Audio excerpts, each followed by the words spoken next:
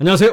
LA 비트쇼입니다. 주말을 지나고 있는데요. 우리들의 코인 단단한 모습을 지켜주고 있다. 이 정도면 횡보의 시간을 지나면서 힘을 비축하고 있다. 이렇게 볼 수 있을 것 같습니다. 반감기를 13일 남겨놓고 있습니다. 와, 우리들의 시간은 결국 오고야 마는 것인가? 여러분들 설레지 않아요? 와, 이 흥미진진한 상황 실시간으로 이날 여러분들과 함께 카운트다운을 하도록 하겠습니다. 마음의 준비 단단히 하시고, 자, 비트코인 반감기를 앞에 놓고 우리가 지금의 상황 한번 진단을 해봐야 되겠죠? 자, 먼저 비트코인 현물 ETF 금요일날 이렇게 마무리가 되었습니다. 블랙록의 성적입니다. 3억 800만 달러, 피델리티 8,300만 달러, 그레이스케일이 1억 9,800만 달러 유출, 그래서 2억 300만 달러 유입 플러스로 마감을 했습니다. 이제는 안정적인 모습 이어가고 있죠. 지속적인 순자산 유입입니다. ETF별 비트코인 보유량을 함께 살펴보도록 하겠습니다. 블랙록이 26만 3,937개, 피델리티 15만 개, 아크인베스트 4만 3,500, 비트와이즈가 3만 2천, 8천, 7천, 5천, 4천, 1천, 그레이스케일입니다. 32만 2,752개. 아직도 가장 많은 비트코인을 보유하고 있는데요. 추이를 한번 살펴보면 1월 12일 ETF를 거래한 지 이틀째 되는 날 그레이스케일이 보유하고 있던 비트코인이 60만 개였습니다. 첫날 62만 개로 시작을 했는데요. 계속해서 덜어내는 모습을 보여주고 있습니다. 블랙록은 제로로 시작을 했는데 계속 물량을 늘려가고 있죠. 지금 현재 이 정도 차이입니다. 블랙록과 그레이스케일만을 비교하면 이렇게 좁혀지고 있습니다. 뒤집어지는 건 시간 문제겠죠? 2, 3개월 안에는 역전될 걸로 예상되고 있습니다. 자, 지난 2, 3주 동안 GBTC에 어마어마한 유출이 있었습니다. 예상 범위를 뛰어넘는 규모의 유출이었기 때문에 시장이 큰 패닉을 느끼면서 비트코인 가격 하락으로 연결되었는데, 여러 가지 정황상 이 물량은 DCG나 제네시스가 아마도 보유하고 있던 GBTC를 정리한 게 아닌가, 이러한 예측이 이어졌었죠.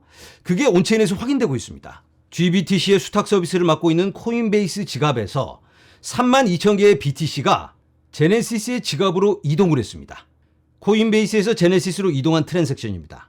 21억 달러 규모, 법원에서 현금화하도록 주문을 한 그 규모입니다.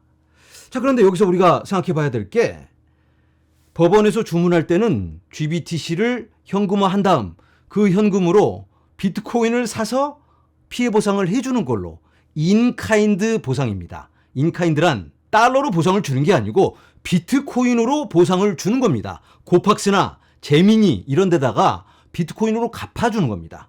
그렇다면 지난 2, 3주 동안 내수로 보면 그게 그겁니다.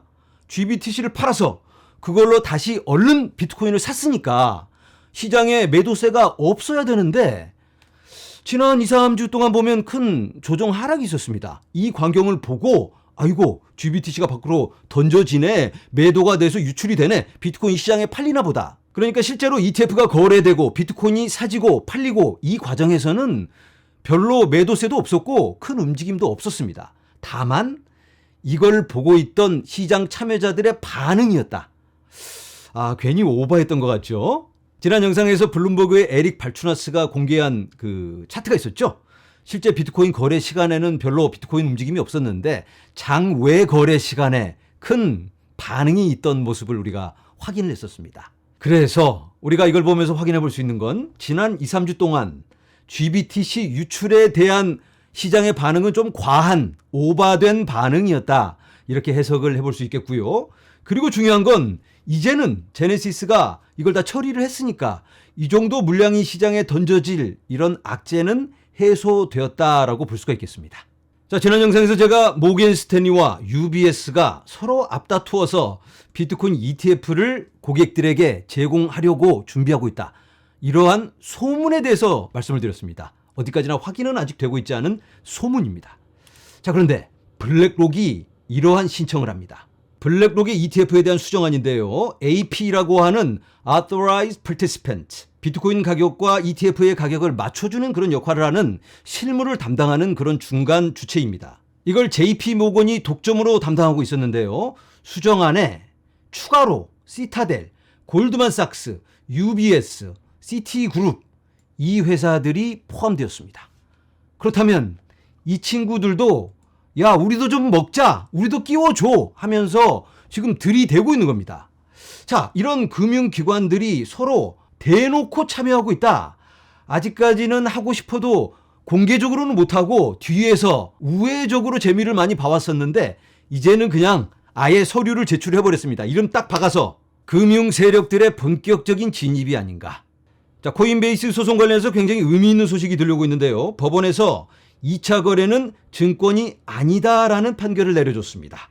코인베이스는 진행 중인 소송에서 큰 승리를 거두었습니다. 항소법원은 코인베이스에 찬성하여 플랫폼에서 암호화폐 2차 판매가 증권거래법을 위반하지 않음을 확인했습니다.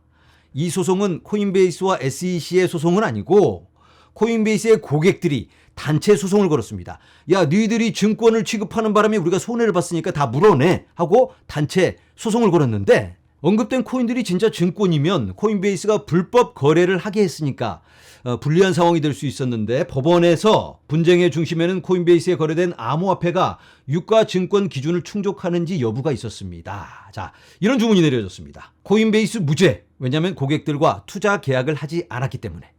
자, 이번 판결은 이 소송에만 국한되는 다른 소송의 판례가 될 수는 없다라는 그런 언급이 있기는 합니다. 그래도 거래소에서의 2차 거래에 대한 어느 정도의 명확성을 심어주고 있기 때문에 코인베이스와 SEC의 소송에도 굉장히 긍정적으로 작용하지 않을까 하는 예상이 이어지고 있습니다.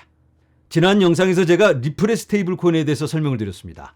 카다노에서도 스테이블 코인이 출시가 되었습니다. 한 2주 전에 출시가 되었는데 큰 무게감은 없기 때문에 제가 다루지는 않았는데 한 번은 짚고 넘어가야 될 것 같아서 간단하게 살펴보도록 하겠습니다. 바로 USDM입니다. 카다노 기반 최초로 달러로 백업이 되는 스테이블 코인입니다. 카다노 생태계에 활력소를 불어넣어줄 수 있는 아주 긍정적인 소식이다. 일단은 그렇게 말씀을 드리고요.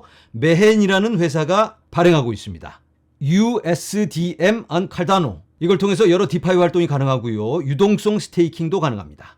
지니어스 일드라는 덱스에서 이렇게 스왑이 가능합니다. 에이다 계열 토큰들을 이렇게 USDM으로 바꿀 수 있고요. USDM을 또 다른 코인으로. 자, 그런데 에이다 가격에는 뭐 별로 그렇게 큰 영향을 주고 있지는 않죠. 왜 그럴까? 만약에 이 USDM이 USDC였다면 어땠을까요? USDT나. 그러면 좀 무게감이 달랐을 텐데 USDM은 아무래도 규모가 좀 작다 보니까 시장이 그렇게 뭐 기뻐하거나 흥분하고 있지는 않는 것 같습니다. 이 서클의 USDC하고도 어느 정도 교감이 있었던 걸로 기억하고 있는데 카다노 측에서 그렇게 적극적이지는 않습니다. 쟤네가 카다노에 들어오겠다면 뭐 받아주는데 우리가 굳이 가서 뭐 와주세요 할 필요는 없지 하면서 약간 시큰둥한 반응을 보였었는데 카다노 커뮤니티에서는 사실 USDC가 오기를 기대하고 있었습니다. 그런데 꽝 대신 닭으로 USDM이 들어오니까 약간은 실망감이 있지 않나라고 느껴지고 있습니다. 여러 많은 알트코인들 중 에이다는 기관들에게는 그렇게 친화적인 것 같지는 않습니다. 일반 투자자들이 거의 대부분 가지고 있기 때문에 기관들이 비집고 들어올 틈이 없습니다. 기관들이 좀 쟁여놔야지 좀 펌핑을 해주고 언론 플레이도 해가면서 한꺼번에 들었다 놨다 할 텐데 개미들이 그냥 꽉 쥐고 안 놓고 있으니까 이걸 그냥 손가락을 억지로 펴서 뺏으려니까 그냥 관둬하고 떠나버리는 경우가 참 많습니다. 자, 그래서인지 그레이스케일이 에이다와 아톰을 펀드에서 드랍을 시켜버렸다라는 소식이 들려오고 있습니다. 이 GLDC, 그레이스케일 디지털 라지캡 펀드에 에이다가 들어있었는데 지금은 비트코인, 이더리움, 솔라나, XRP, 아발란체, 에이다가 퇴출되었습니다. 에이다 투자자들에게는 섭섭한 상황이죠. 하지만 완전히 제외시킨 건 아니고 이더리움을 제외한 스마트 컨트랙 펀드에는 높은 비중으로 들어있습니다. 여기에 코스모스 아톰이 있었는데 아톰이 여기서는 퇴출당했습니다. 에이다와 아톰 투자자들은 약간 섭섭한 마음이 드실 텐데 분기별 리밸런싱 차원에서 그렇게 정리를 했다고 합니다.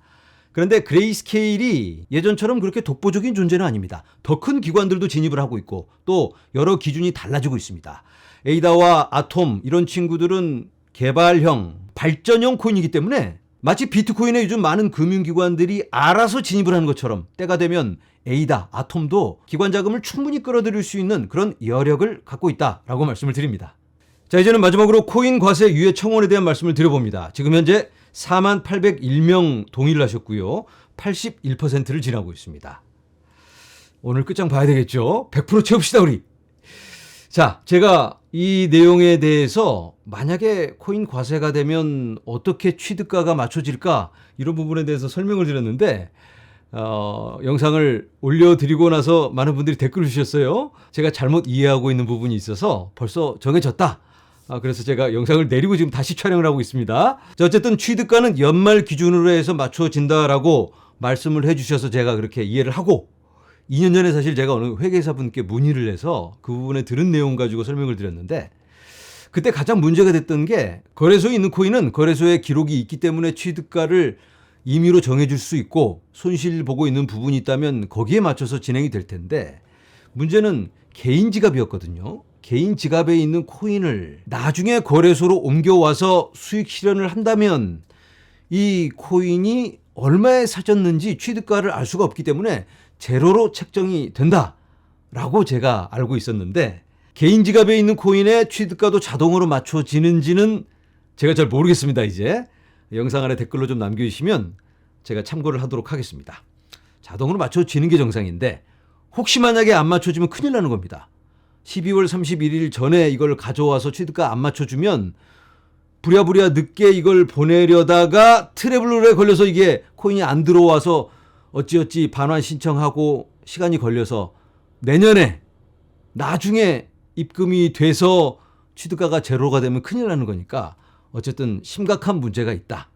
일단 그 부분에 대해서 말씀드리고 정작 중요한 건 트래블룰이죠. 트래블룰 때문에 개인 지갑에 있는 코인을 잃어버린다든지 반환 신청을 해야 된다는 사실조차도 모르시는 분들이 너무 많이 계시고요. 그러면 결국은 해외 거래소를 거쳐서 오는 방법밖에 없는데 해외 거래소 사용을 장려하는 그런 트래블룰이 될 수밖에 없겠죠. 그리고 해외 거래소를 사용하다 보면 불편한 게 한둘이 아니죠. 말이 안 통하기도 하고 또 유사시에 고객 서비스를 받기도 매우 어렵습니다. 그리고 이제 정작 중요한 본인 인증을 하는 과정에서도 실수가 있으면 낭패를 볼 수가 있잖아요. 큰일 납니다. 자, 트래블룰의 목적이 뭐죠? 첫 번째, 자금 세탁 방지. 두 번째, 테러 방지. 자, 자금 세탁을 하려는 사람이 실명제로 되어 있는 업비트에 불법 자금을 옮겨서 세탁을 한다? 이거 뭐 상식적인 생각으로는 도저히 이해가 안 되죠. 업비트에서 비트코인을 테러리스트한테 보낼까봐 차단. 그거 막아야 되겠죠, 테러. 그런데 바이낸스로 보내는 것도 다 봐줘요. 바이낸스가 테러리스트한테 보내는 건 어떻게 해요? 바이낸스는 개인 지갑으로 보내는 거 안 막습니다. 그럼 아무 의미가 없잖아요. 테러리스트가 바이낸스로 보낸 다음에 개인 지갑으로 보내서 테러하면 이걸 어떻게 막나? 그냥 우리는 지시대로 잘 따르고 있습니다 하고 뭔가 보여주기 식이 아닐까. 누군가한테 잘 보이기 위해서. 그 누군가는 도대체 누굴까요? 트래블룰을 지시한 그 누군가. 트래블룰은 FedF라는 기구에서 권장하고 있습니다. 의무가 아니고 이렇게 좀 하지 그래 하면서 압력을 넣는 거죠. 그런데 다른 나라는 압력 받고 그냥 딴 데 보고 있습니다. 호주도 안 하고 미국도 이런 거 안 합니다. 그런데 유독 대한민국만 자국민을 실험실의 생쥐처럼 해보는 겁니다. 실험대에 올려놓고 한번 해보고 대한민국에서 트래블룰이 어떻게 적용되는지 어떤 부작용이 있는지를 보고 다른 나라들은 참고해서 저거 하면 큰일 나겠네, 욕먹겠네. 이 말도 안 되는 트래블룰 빨리 사라져야 되겠고 코인 과세를 하기에 앞서서 투자자 보호가 선행되어야 되지 않을까. 여기 지금 많은 내용들이 나와 있는데요. 여러분들이 직접 한번 확인해 보시고 읽어보시고 여러분들이 동의하시고 공감하신다면 함께 해주시기 바랍니다. 영상 아래 링크를 남겨놓도록 하겠습니다. 네, 우리가 지금 변화의 시간을 지나고 있습니다. 하지만 사회적 인프라, 제도적 장치 이런 것들은 퇴보하고 있는 모습을 우리가 확인합니다. 책임을 부여받은 나라의 일꾼들은 경각심을 가져야 하지 않을까라고 말씀드리면서 오늘은 여기서 인사드립니다. 여러분 감사합니다.